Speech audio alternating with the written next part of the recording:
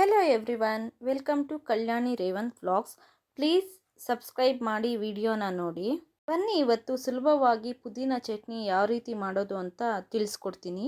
ಮೊದಲಿಗೆ ಒಂದು ಪ್ಯಾನ್ ಇಟ್ಟು ಪ್ಯಾನ್ ಬಿಸಿಯಾದ ನಂತರ 2 ಟೇಬಲ್ ಸ್ಪೂನ್ ಎಣ್ಣೆ ಹಾಕಿ, ಎಣ್ಣೆ ಕಾದ ನಂತರ ಸ್ವಲ್ಪ ಸಾಸಿವೆ, ಸ್ವಲ್ಪ ಜೀರಿಗೆ, 2 ಚಿಟಪಟ ಅಂದ ಮೇಲೆ ಸ್ವಲ್ಪ ಕಡಲೆಬೇಳೆ, ಸ್ವಲ್ಪ ಉದ್ದಿನಬೇಳೆ ಹಾಗೂ ಖಾರಕ್ಕೆ ತಕ್ಕಷ್ಟು ಒಣಮೆಣಸಿನಕಾಯಿ, ಸ್ವಲ್ಪ ಕರಿಬೇವು, ಒಂದು ಮೀಡಿಯಂ ಸೈಜ್ ಈರುಳ್ಳಿ, ಒಂದು ಬೆಳ್ಳುಳ್ಳಿ, ಒಂದು ನಿಂಬೆ ಗಾತ್ರದ ಹುಣಸೆ ಹಣ್ಣನ್ನು ಸೇರಿಸಿ ಹಾಗೆ ಹುರಿದುಕೊಳ್ಳಿ.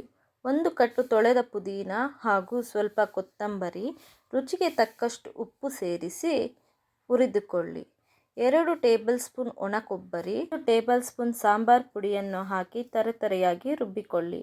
ರುಬ್ಬಿರುವಂತಹ ಮಿಶ್ರಣಕ್ಕೆ ಒಂದು ಒಗ್ಗರಣೆ ಕೊಡಿ. ಒಂದು ಪ್ಯಾನ್ನಲ್ಲಿ ಎಣ್ಣೆ ಹಾಕಿ, ಎಣ್ಣೆ ಬಿಸಿಯಾದ ನಂತರ ಸ್ವಲ್ಪ ಸಾಸಿವೆ, ಸ್ವಲ್ಪ ಜೀರಿಗೆ, ಸ್ವಲ್ಪ ಕಡಲೆಬೇಳೆ, ಒಂದು ಈರುಳ್ಳಿ ಹಾಕಿ, ಈರುಳ್ಳಿ ಕೆಂಪಗಾದ ನಂತರ ರುಬ್ಬಿರುವಂತಹ ಮಿಶ್ರಣವನ್ನು ಸೇರಿಸಿದರೆ ರುಚಿಕರವಾದ ಪುದೀನ ಚಟ್ನಿ ರೆಡಿಯಾಗಿದೆ. Thank you.